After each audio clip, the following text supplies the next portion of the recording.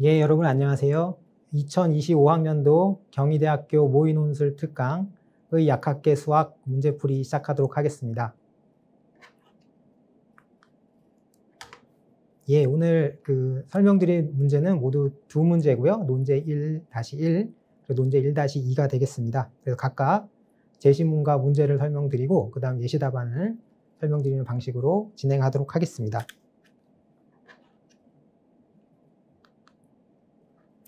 예, 논제 1-1입니다. 논제 1-1과 관련된 제시문은 모두 3개인데요. 예, 가나다였고 순서대로 한번 읽어보도록 하겠습니다. 제시문 가, 방정식 fx, y는 0이 나타내는 도형을 x축 방향으로 a만큼, y축 방향으로 b만큼 평행이동한 도형의 방정식은 fx 빼기 a, y 빼기 b는 0이다. 제시문 나, 방정식 fx, y는 0이 나타내는 도형을 직선 y는 x에 대하여 대칭 이동한 도형의 방정식은 fy, x는 0이다. 제시문 다, 타원 a제곱분의 x제곱 더하기 b제곱분의 y제곱은 1 위의 점 p, x1, y1에서의 접선의 방정식은 a제곱분의 x1 곱하기 x 더하기 b제곱분의 y1 곱하기 y는 1이다. 예, 이렇게 제시문 가나다가 있고요. 이 제시문들은 각각 도형의 방정식과 평행이동, 대칭이동에 관한 내용이고, 그리고 타원과 타원이 한 점에서의 접선의 방정식에 관한 내용이 되겠습니다.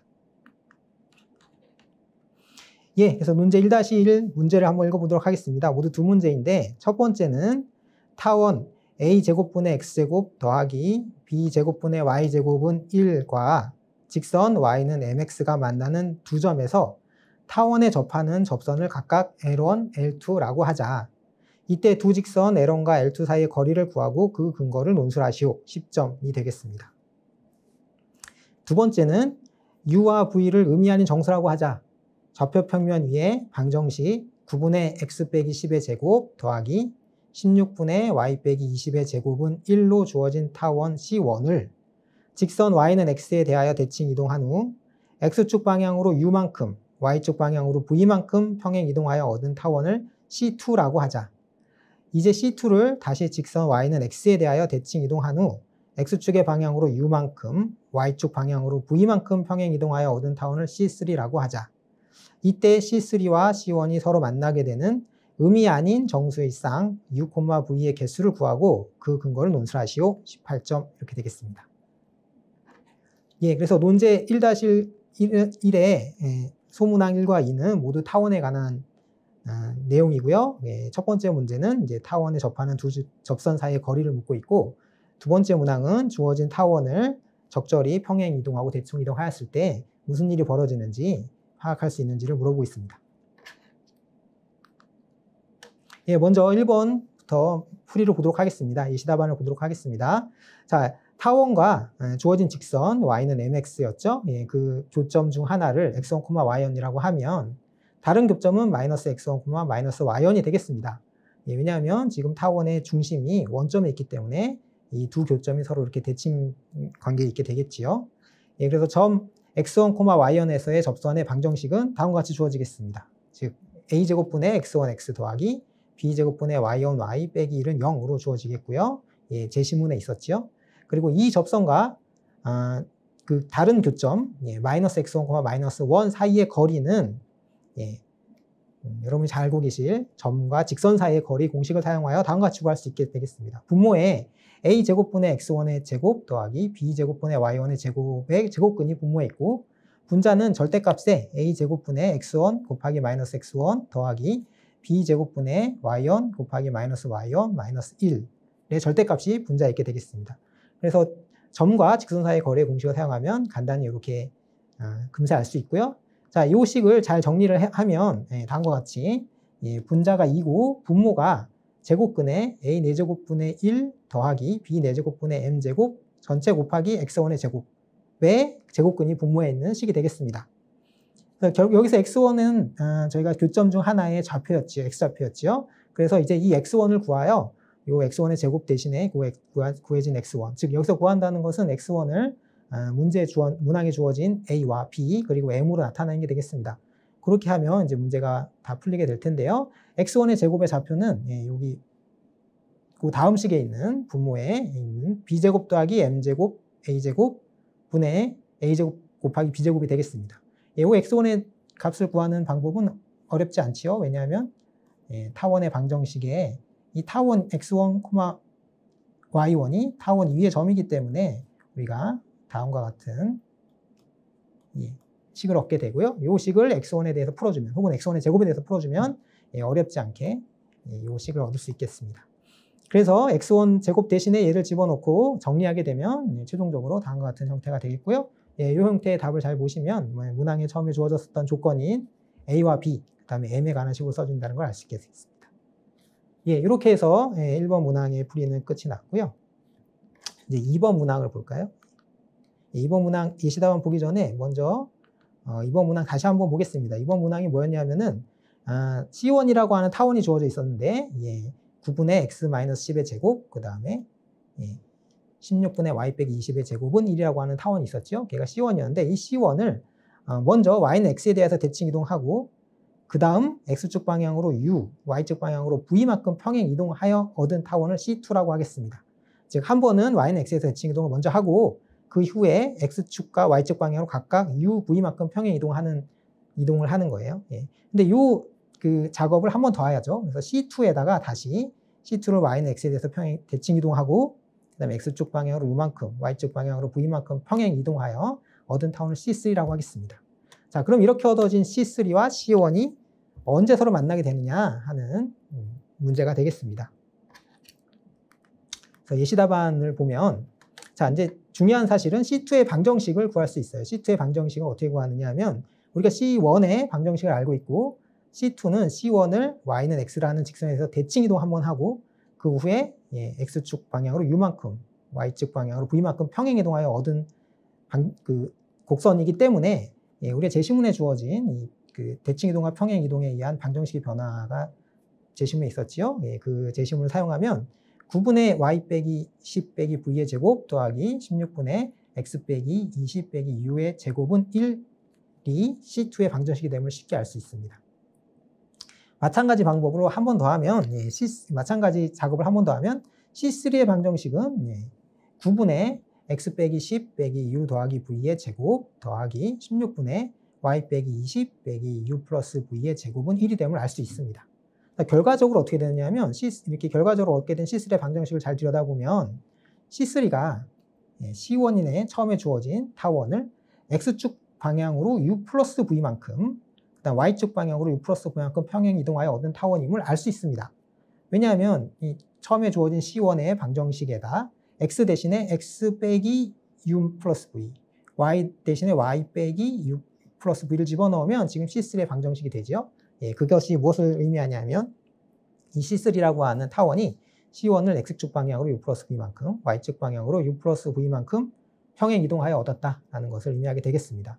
이게 중요한 차관점이 되겠고요. 자, 이제 이 C3와 C1이 언제 서로 만나게 되겠는가 하는 문제를 생각해 보도록 하겠습니다.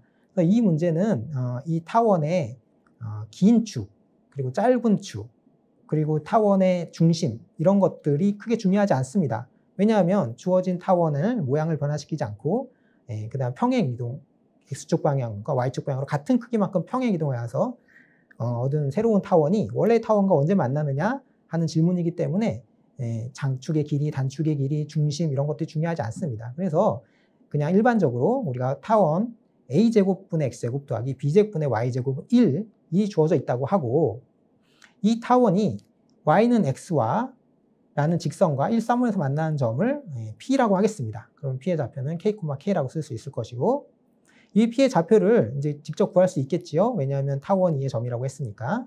그래서 P의 좌표를 타원 2의 점이므로 A제곱분의 K제곱 더하기 B제곱분의 K제곱은 1이 되고 또 K는 1,4분면 2의 점이기 때문에 K, K는 1,4분면 2의 점이기 때문에 결과적으로 K는 루트 A제곱 더하기 B제곱분의 AB가 되겠습니다. 즉 지금 상황은 어떻게 되냐면 좌표 평면에 타원이 하나 있고요. 그다음 y는 x라는 직선이 있고요. 그다음 요 점이 k, kp가 되겠습니다. 자, 그럼 점 p, k, k에서 요 타원에 접하는 직선을 L1이라고 하겠습니다. 그러면 그 접선의 방정식은 다음과 같이 주어지게 됐고요. 역시 제시문에 있었죠. 그리고 요 P의 원점 대칭점인 Q가 요 아래 있을 텐데 요 Q에서 요 타원에 그은 접선의 접선을 L2라고 하겠습니다. 그러면 L2의 방정식도 쉽게 구할 수 있겠고 L2의 방정식은 마찬가지로 이렇게 주어져 있어요. A제곱분의 마이너스 KX 더하기 B제곱분의 마이너스 KY는 1이 되겠습니다. 자, 이제 이렇게 두 접선의 방정식을 구했지요. 근데 이 두 접선의 방정식을 구해놓고 잘 들여다보면 이 L2라고 하는 접선의 방정식을 보고 이 접선을 L2를 X축 방향으로 2K, Y축 방향으로 2K만큼 평행 이동해 보도록 하겠습니다. 그러면 그 직선의 방정식은 다음과 같이 주어지겠죠. A제곱분의 마이너스 K 곱하기 X 빼기 2K 플러스 B제곱분의 마이너스 K 곱하기 Y 빼기 2K 이퀄 2는 1이 되겠습니다. 자, 이 식을 잘 정리해 보시면 이게 어렵지 않게 우리가 앞서 구한 접선 L1의 방정식과 동일함을 쉽게 알 수 있습니다. 즉 무슨 말이냐면 이 L2를 평행 이동하여 X축과 Y축으로 각각 2K만큼 평행 이동하여 얻은 직선이 L1과 같다는 거죠. 그게 무슨 의미냐면 처음에 주어진 타원 C1과 L2를 동시에 한번 평행 이동해 볼게요. 그러면 다음과 같은 모양으로 주어진다. 이렇게. 그래서 요 밑에 있던 L2가 L1과 겹쳐지겠고 원래 있었던 타원이 평행 이동한 타원이 되겠습니다. 즉, 요 처음에 우리가 생각했던 P점에서 원래의 타원과 그 타원을 X축 방향으로 2K, Y축 방향으로 2K만큼 평행 이동한 타원이 서로 접하게 됨을 알 수 있습니다. 따라서 이 관찰이 의미하는 바가 뭐냐면 우리의 경우는 우리가 관심 있는 건 2 곱하기 K였죠. 그 K의 값은 A하고 B가 3과 4기 때문에 다음과 같이 주어지고 2 곱하기 K가 U 플러스 V인 경우였어요. 즉 2 곱하기 K가 5분의 24인데 5분의 24가 U 더하기 V가 될 때 그때 우리의 상황에서 C3와 C1이 접하게 되겠습니다. 먼저 이제 처음 시작할 때 이 타원의 중심의 좌표는 중요하지 않다고 말씀드렸지요. 원점으로 평행 이동시켜놓고 생각해도 마찬가지가 되기 때문에 그렇습니다. 그래서 따라서 C3와 C1이 서로 만나기 위해서는 다음과 같은 등식을 만족해야 되겠습니다. 부등식을 U 더하기 V가 5분의 24보다 작거나 같다라는 부등식을 만족해야 되겠습니다. 이때 우리가 U하고 V는 의미 아닌 정수라고 했으니까 이 의미 아닌 정수들 중에 정수쌍 중에서 이 부등식을 만족하는 녀석들을 모두 다 구하면 5분의 24가 4보다 크고 5보다 작기 때문에 이 만족하는 정수의 쌍을 모두 다 구할 수 있죠. 예컨대 U가 0이라고 하면 가능한 V는 0, 1, 2, 3, 4 이 네 가지가 되고 U가 1이라고 하면 가능한 V는 0, 1, 2, 3 이 세 가지가 되고 이렇게 되겠습니다. U는 제일 크면 4가 가능할 겁니다. 그때 V는 0이어야 되겠고요. 그래야 둘을 더하면 4고 4는 5분의 24보다 작으니까. 이런 식으로 모두 세함하게 주게 되면 우리가 이를 만족하는 의미 아닌 정수의 쌍은 모두 15개가 됨을 어렵지 않게 알 수 있게 되겠습니다. 이제 두 번째 논제 1-2를 설명드리겠습니다. 논제 1-2와 관련된 제시문은 제시문 라였습니다. 제시문 라 한번 읽어보겠습니다. 라, 두 사건 A, B가 동시에 일어나지 않을 때 사건 A, B가 일어나는 경우의 수를 각각 MN이라고 하면 사건 A 또는 사건 B가 일어나는 경우의 수는 M 더하기 N이다. 즉, 이 제시문은 동시에 일어나지 않는 사건이 있으면 그 두 사건이 일어나는 경우의 수의 합이 사건 A 또는 사건 B가 일어나는 경우의 수와 같다는 것이죠. 그래서 우리가 어떤 사건의 경우의 수를 셈할 때 동시에 일어나지 않는 사건으로 서로 나누고 각각의 사건이 일어나는 경우의 수를 셈해서 합을 해주면 우리가 원하는 사건이 일어나는 경우의 수를 구할 수 있게 되겠습니다. 자, 이 제시문을 염두에 두고 문제 1-2 한번 풀어보도록 하겠습니다. 문제 1-2 문제 읽어보겠습니다. 문제 1-2 다음과 같은 조건을 생각하자. 조건, 임의로 주어진 n개의 자연수 중에 합이 m으로 나누어뜨려지는, 이때 m은 n보다 작거나 같다. m으로 나누어뜨려지는 m개의 자연수를 항상 찾을 수 있다. 이런 조건을 생각하겠습니다. 이때 자연수 m과 n이 있죠. 요 n과 m에 관한 조건이 되겠어요. 이 조건이 다소 복잡해 보일 수 있는데, 문제에서 물어보고 있는 건 1번 문항은 m이 3일 때, n과 m 중에서 m이 3일 때 위 조건을 만족하는 최소의 자연수 n을 구하고 그 근거를 논술하시오가 되겠습니다. 좀 복잡하니까 한 번 더 읽어보면, 이 가로 1번이 물어보는 것은 임의로 주어진 n개의 자연수 중에 합이 3으로 나누어 떨어지는 3개의 자연수를 항상 찾을 수 있다라는 조건이 되겠습니다. 그래서 자연수 n이 충분히 크면, 아주 많은 내가 숫자가 여러 개의 자연수를 가지고 있으면 3으로 나누어 떨어지는 3개의 자연수를 찾을 수 있을 것 같거든요. 그런 의미가 되겠습니다. 근데 그런 3으로 나누어 떨어지는 자연수 3개를 찾을 수 있게 되는 그런 상황이 발생하는 n 중에서 제일 작은 n을 구하시오 하는 문제가 되겠습니다. 바로 2번은 m이 9일 때 위의 조건을 만족하는 최소의 자연수 n을 구하고 그 근거를 논술하시오. 18점 이렇게 되겠습니다. 2번은 1번과 마찬가지인데 m이 9로 3에서 9로 변했죠. 그 상황에서 이를 만족하는 최소의 자연수 n을 구하고 그 근거를 논술하는 문제가 되겠습니다. 이제 예시 답안 한번 살펴보겠습니다. 차근차근 보도록 하겠습니다. 그래서 첫 번째 가로 1번은 m이 3인 경우였죠. 요 3인 경우였는데, 먼저 우리가 n이 4인 경우, 즉 4개의 자연수가 주어진 경우 중에 특별한 경우 한 경우를 볼 거예요. 어떤 경우냐면 주어진 자연수가 1, 2, 2인 겁니다. 즉 4개의 자연수죠. 1, 1, 2, 2, 1, 1, 2, 2 이렇게 4개가 주어져 있는 상황이에요. 이 상황에 어떤 일이 생기냐면, 이 중에서는 어떤 3개의 수를 선택하더라도 1, 1, 2, 2 중에서 어떤 3개의 수를 선택하더라도 그 합이 3으로 나누어 떨어지지 않습니다. 예를 들어 우리가 1하고 2를 선택하면 이 합이 4가 되겠죠? 그럼 4는 3으로 나눠 떨어지지 않습니다. 근데 이런 선택만 있는 것이 아니라 1하고 2하고 2 이렇게 3개를 선택할 수도 있죠. 이렇게 3개를 선택하더라도 이 합이 5가 되고 이 5는 3으로 나눠 떨어지지 않습니다. 그럼 우리 처음에 주어진 자연수가 1, 1, 2이면 이 중에 3개를 선택하는 건 방금 제가 보여드린 2가지밖에 없죠. 그래서 어떤 3개의 수를 선택하더라도 그 합은 3으로 나눠 떨어지지 않겠습니다. 자, 이게 무슨 뜻이냐 하면 가로 1번에서 물어봤었던 최소값이 4보다 크다는 뜻이에요. 즉 가로 1번에서 잠시 앞으로 돌아가 볼까요?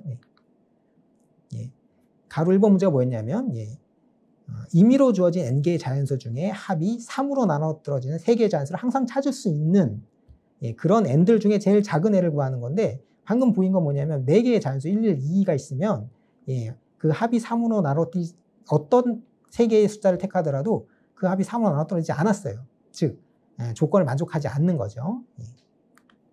그래서 n4는 조건을 만족하지 못합니다. 4개의 자연수를 가지고 이런 조건을 만족할 수 없어요. 그래서 우리가 원하는 최소값은 5보다 크거나 같다를 얻게 되겠습니다. 자, 이제 n이 5인 경우를 생각해 보겠습니다. 그래서 보이고 싶은 건 뭐냐면 n이 5이면 그 중에 임의의 이 중에 n이 5이면 즉 5개의 자연수가 있으면 그 중에서는 항상 합이 3으로 나눠 떨어지는 3개의 수를 찾을 수 있다라는 걸 보이겠어요. 그러면 우리가 원하는 최소값은 5가 되겠지요. 그렇게 진행하도록 하겠습니다. 그래서 n이 5인 경우를 한번 살펴보겠습니다. 그래서 먼저 임의의 자연수를 3으로 나눈 나머지를 생각하면 0, 1, 2밖에 없습니다. 어떤 자연수지 간에 3으로 나누면 3의 배수거나 3으로 나눈 나머지가 1이거나 3으로 나눈 나머지가 2가 되겠습니다. 이 관찰부터 시작하겠고요. 그래서 첫 경우의 수를 3가지로 나누겠어요. 근데 이 3가지가 서로 겹치지 않게, 즉 사건들이 서로 겹치지 않게 나누어서 각각의 경우를 각각 생각하여 전체 사건의 경우에 어떤 일이 생기는지를 살펴보도록 하겠습니다. 첫 번째로 5개의 자연수를 3으로 나눈 나머지가 0, 1, 2 중에서 딱 하나만 나타나는 경우, 예를 들어 5개의 자연수가 모두 다 3의 배수인 경우, 그 경우는 나머지가 0만 나타나는 거죠. 혹은 5개의 자연수가 모두로 3으로 나눴을 때 모두 나머지가 1인 경우, 혹은 5개의 자연수가 모두 다 3으로 나눈 나머지가 2인 경우, 이 세 중에 하나인 경우예요. 그죠? 그런 경우를 보겠습니다. 이 경우에는 잘 생각해보면 5개의 자연수 중에서 임의로 3개를 선택하면 무슨 일이 생기느냐 하면 그 3개의 자연수를 각각 3으로 나눈 나머지가 서로 같아요. 예를 들면 3으로 나눈 나머지가 전부 다 0이었어. 그러면 그 나머지들끼리 더해도 0이 되죠. 3으로 나눈 나머지가 1인 것들이에요. 예를 들면 그러면 그 나머지들끼리만 더해도 3입니다. 이미. 그 다음에 3으로 나눈 나머지가 다 2였어요. 그럼 그 나머지만 더해도 6이에요. 즉 무슨 얘기냐면 이 상황에서는 5개의 자연수 중에서 임의의 3개를 선택하면 그 합이 항상 3으로 나눠 떨어진다는 걸 쉽게 알 수 있게 되겠습니다. 자, 두 번째 경우는 5개의 자연수를 3으로 나눈 나머지가 0, 1 중에 하나일 거 아니에요? 그런데 그게 그 중에서 2개만 나타나는 경우야. 5개가 자연수가 있는데 3으로 나눠봤더니 나머지가 0, 1, 2 다 나타나는 것이 아니라 이 중에 딱 2개만 나타나는 경우가 되겠습니다. 자, 그러면 무슨 일이 생기냐면 나머지가 2종류가 있죠? 근데 그 중에 하나는 3번 이상 나타나겠습니다. 왜냐하면 자연수 5개가 있고 그 중에 가능한 나머지가 2가지라 그랬으니까 적어도 하나는 3번 나타나겠죠? 3번 이상.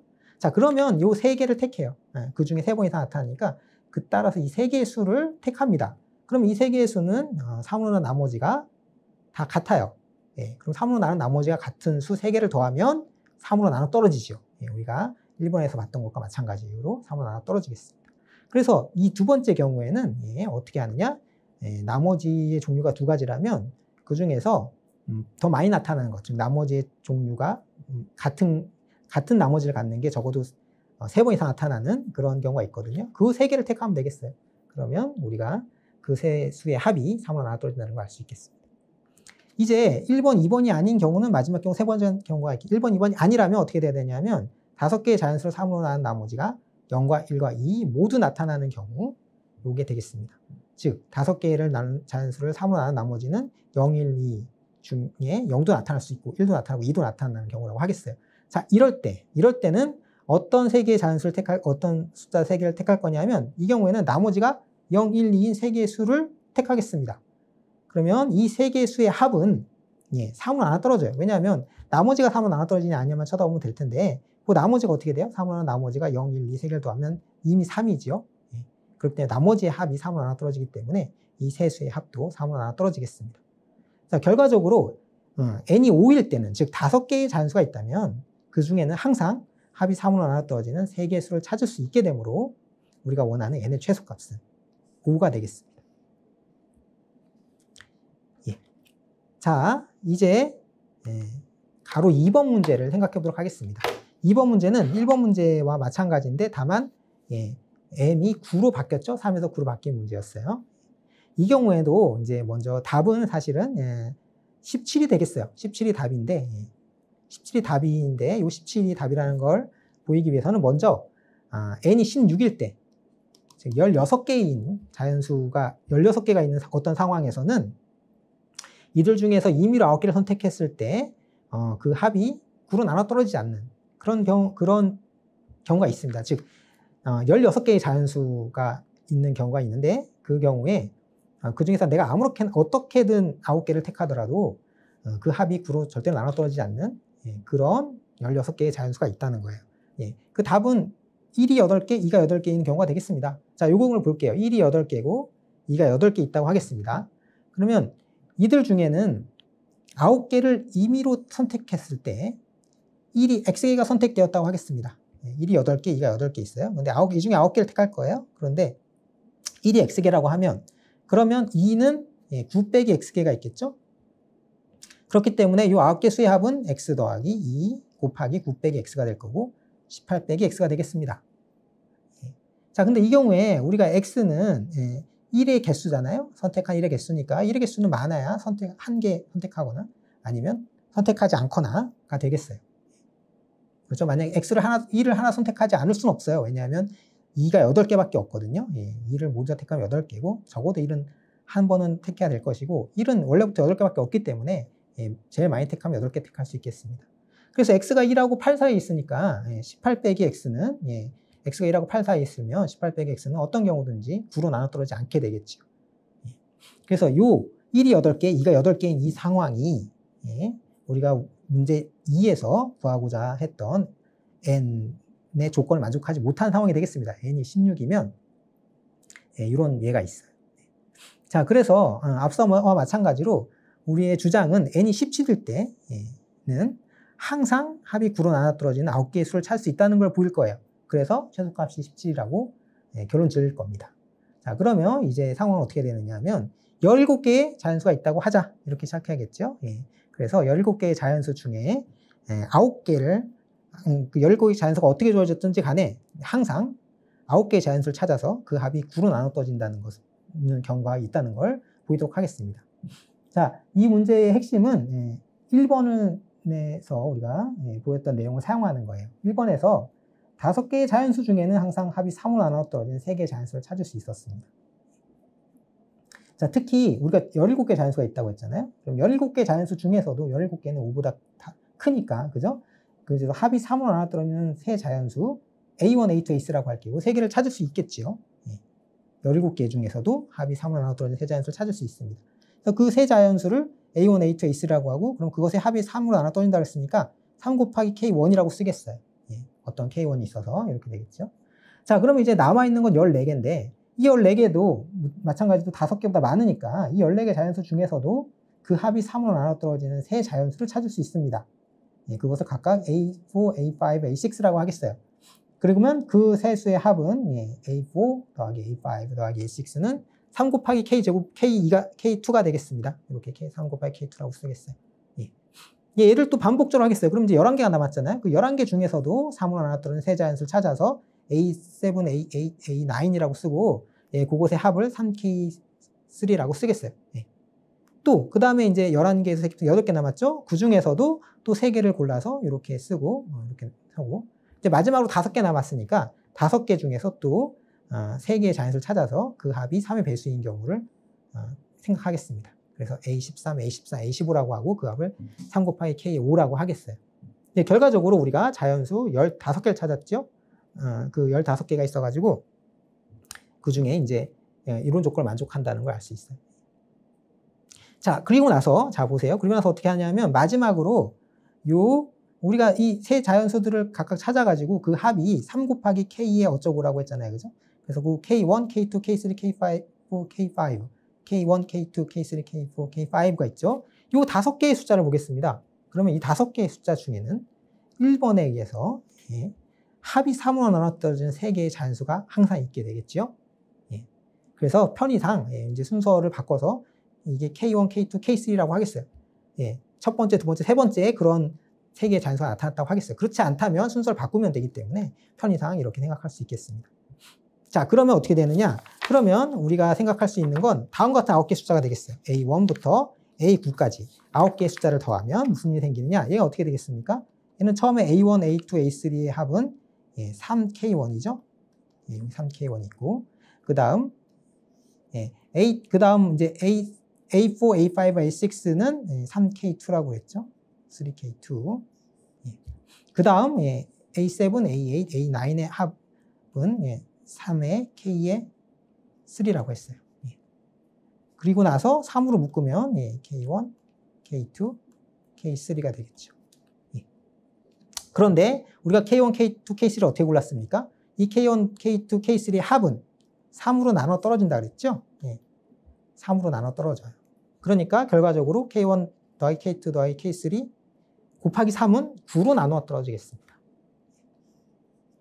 그래서 결과적으로 A1부터 A9까지 9개의 자연수의 합이 9로 나눠 떨어지게 되죠.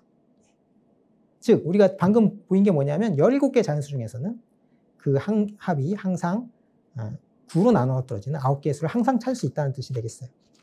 그래서 우리가 논제 1-1의 2에서 원하던 n의 최소값은 17이 되겠습니다. 여기까지 해서 의약학계 모의논술 문항 설명을 마치도록 하겠습니다. 감사합니다.